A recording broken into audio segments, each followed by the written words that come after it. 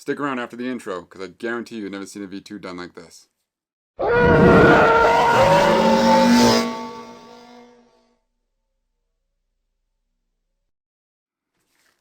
Halliwax here, back in my basement. This V2 belongs to Mike.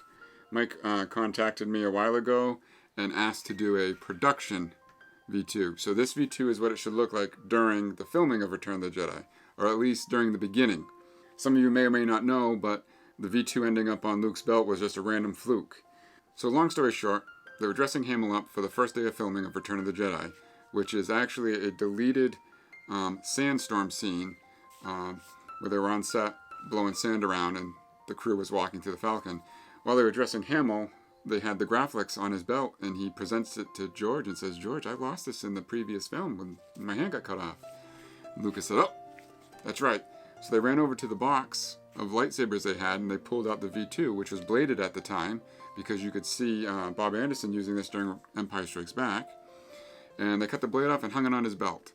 That was the long-standing rumor forever, until Brandon on the Pop Culture Quest video released the photo of Hamill actually handing or showing the Graflex to George. During the sandstorm scene, there's some very good photos of it hanging on his belt. You can see that the booster was primarily still black. The ring still had black on it. There was a lot of black paint still left. And actually the mystery chunk wasn't even installed yet. You could see the hole where they cut the wire. The pommel was in a different orientation too. So they just quickly cut the blade off and hung it on his belt. Later on, they ended up installing the cone knob, the mystery chunk. They ended up clocking things. When they put the pommel back on, it's in a different orientation. So with that history lesson out of the way, Mike reached out to me and he said he wanted a Return of the Jedi production style V2, one at the beginning of filming when it had a lot more paint left on it. Now, believe it or not, when Trent released his first set of stencils, I wanted to do this. So what I did, let's just get into this. So what I did was, this has Trent's stencils on it in certain locations. And what I did was I modified his stencils to accept more paint.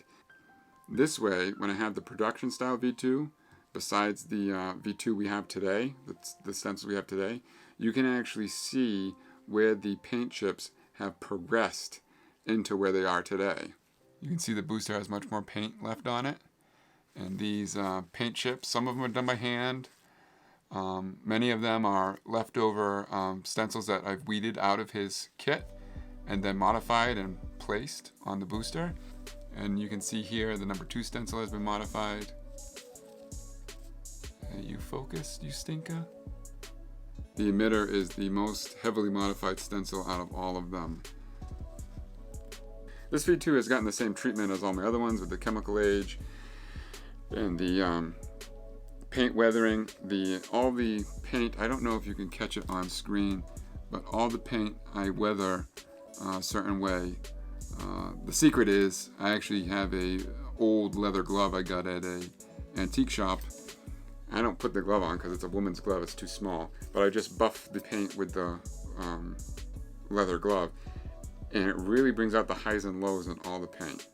And the whole entire hilt gets the paint weathered this way.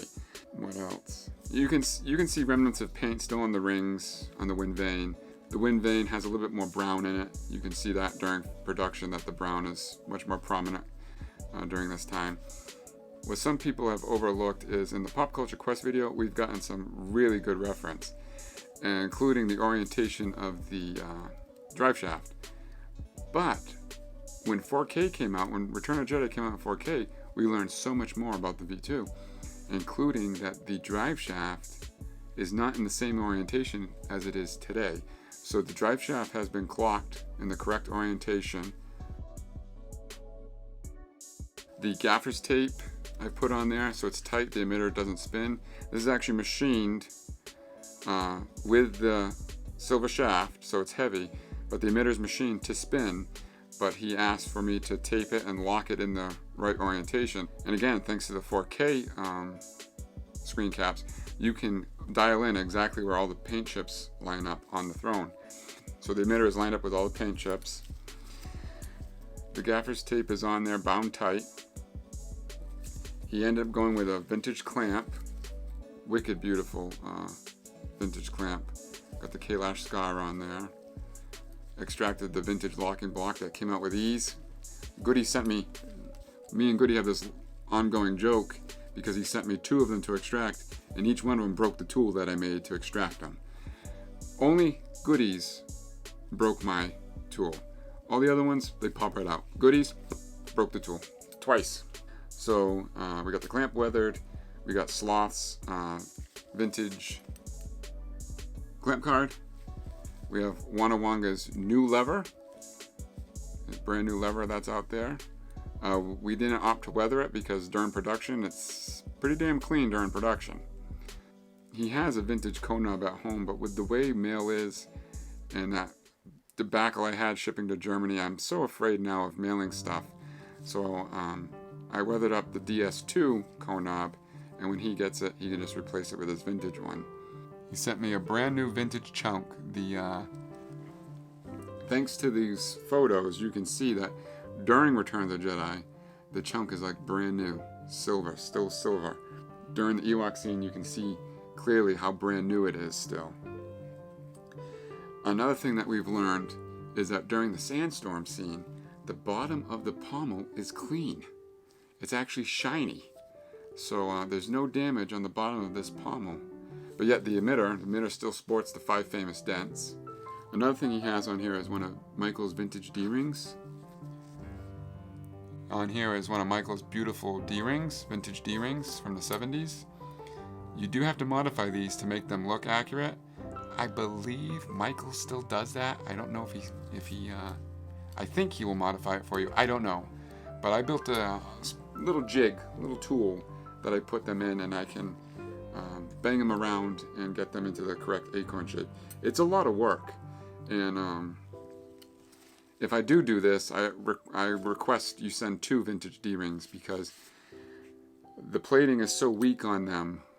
When you modify them, the plating definitely falls off, or it cracks or creases. Or this one is actually in really good shape for being modified. I've seen some of them that are really flaky. So if you have me alter a vintage D-ring for Michael, I ask you to send 2 of them. That way if the first one flakes off, then at least I have a second attempt. But you can reach Michael on Facebook. I already asked him permission to give out his name. So you can message him to see if he's got any. I know at the time he bought a ton. They came from Switzerland, I think. I think they came from Switzerland, if I remember correctly. When you first look at them, they're not very accurate. But if you have the patience and the tools, you can get them into the shape we need. Because they are the right gauge. They are the right color. They're beautiful. I mean, this is a beautiful D-ring that he's got on there. With the ring sections, I actually added white sand. I ran this by Mike. There's a photo out there where you can see Hamill handling this on the sail barge, well, the sand skiff. And you can see that there's white sand in the ring section. So I added some Yuma sand like I do on the Yumas that I do. Put some Yuma sand in there. And Mike actually brought something up that I didn't really think about. I was talking with him. I said, yeah, well, I have this photo with there's white sand in there. So I imagine they just threw it in the desert or threw it on set where they had the sand and it got in there. And he goes, well, they were blowing all that sand around during the sandstorm scene. So imagine it's gotten stuck in there. And I said, that's not a bad theory, yeah. So we ended up throwing the sand in there. Realistically, the hardest decision out of this whole build was clamp location, because during Return of the Jedi, this clamp is swiveling all over the place. There's actually one photo where the clamp is basically off. Vader's got it in his hand, and the clamp is basically falling off. So it's really loose. Even on, like in the Ewok scene, when he's walking and it's banging off his leg, you can see it's moved all over. So long story short, which I never seem to be able to make these stories short, I came up with a plan for Mike to locate the clamp in all these scenes by using the cone knob. So Mike, I'm going to have another video to show you where it's going to explain where to line the clamp up with the cone knob to get what scene you want. It took me some time going through the reference, but I finally dialed it all in for us. This clamp orientation right now is for when sitting on the throne. You can see it clear as day how it's lined up, not with just the paint chips, but with the pommel and the cone knob. So the clamps on there are pretty sturdy right now. You're going to have to unswivel it a few times to move it to whatever orientation you want to display it at. But I think that covers everything about the production style V2. I've wanted to do this forever. Once Trent released his stencil, so I could have one side by side in my case. But like me, none of my stuff is done. Mike asked me to do this commission. I was excited because it's something I've always wanted to do. And I finally got to do it. So I'm pretty sure that wraps up everything I wanted to say about the production style V2.